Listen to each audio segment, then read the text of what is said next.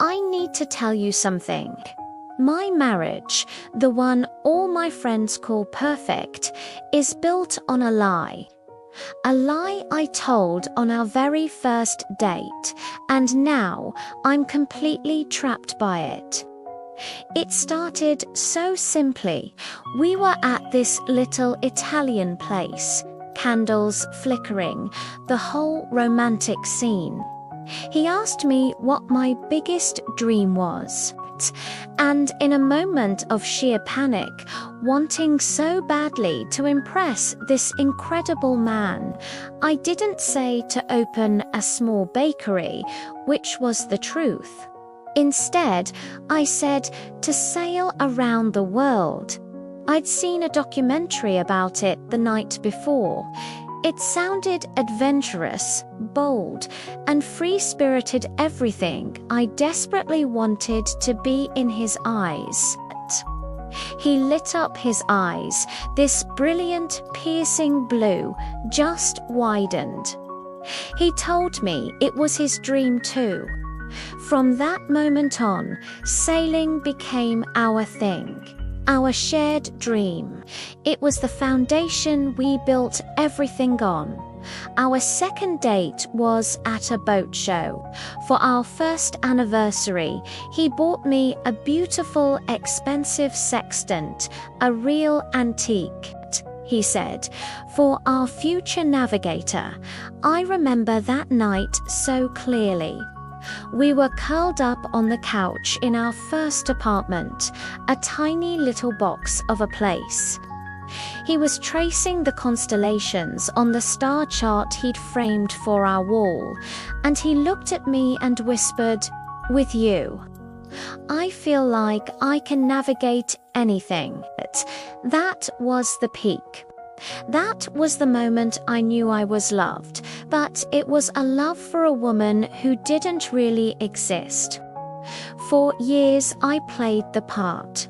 I learned the terminology: port, starboard, jib, spinnaker. I read sailing magazines, watched countless YouTube videos on circumnavigation.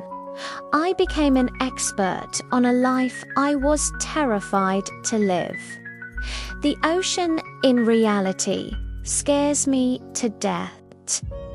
Deep water gives me a cold, paralyzing fear, but he never knew.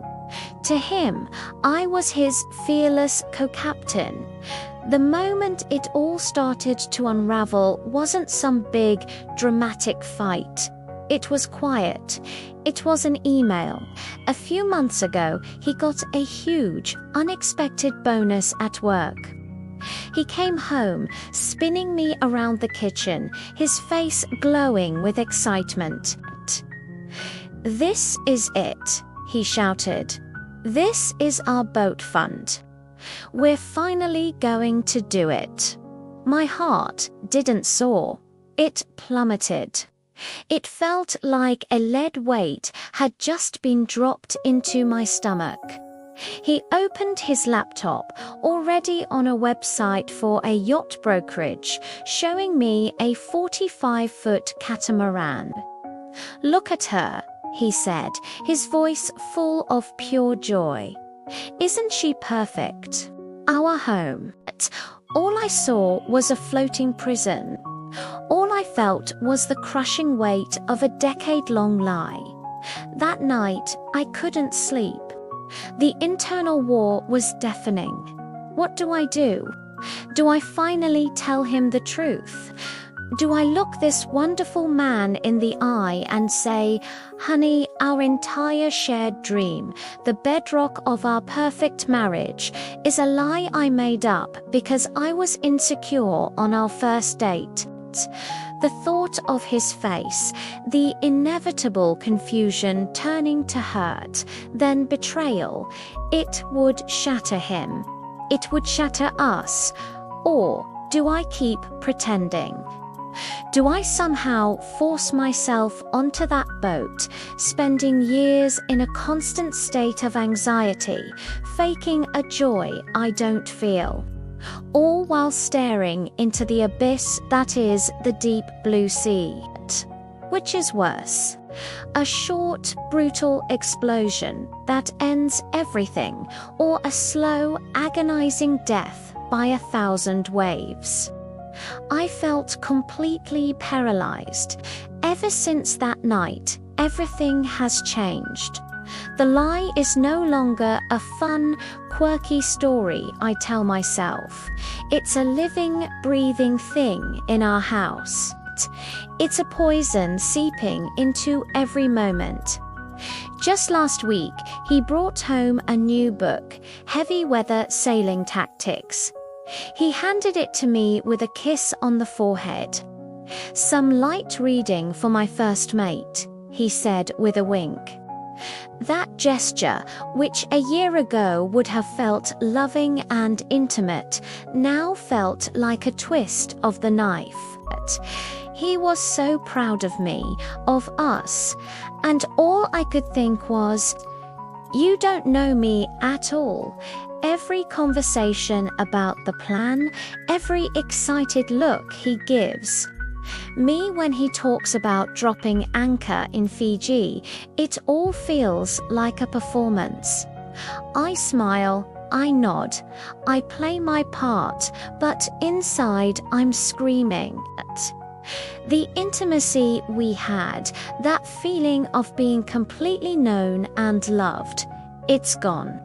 It's been replaced by annoying, suffocating guilt. So what happens now? That's the question I ask myself every single morning.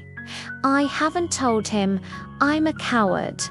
Every day I wake up and put on the costume of the adventurous woman he loves. We're going to look at boats next month. Real ones. I'm going to have to walk on deck, smile, and talk about galley space and rigging, while my insides are churning with panic. I don't know how this ends. Maybe I'll finally break and the truth will come pouring out. Maybe we'll buy the boat and I'll live out my days as a fraud on the high seas. Or maybe, just maybe, I'll find the courage to face my fear of the ocean, but the fear of the truth. What I've learned from this is that the most dangerous lies aren't the ones we tell others.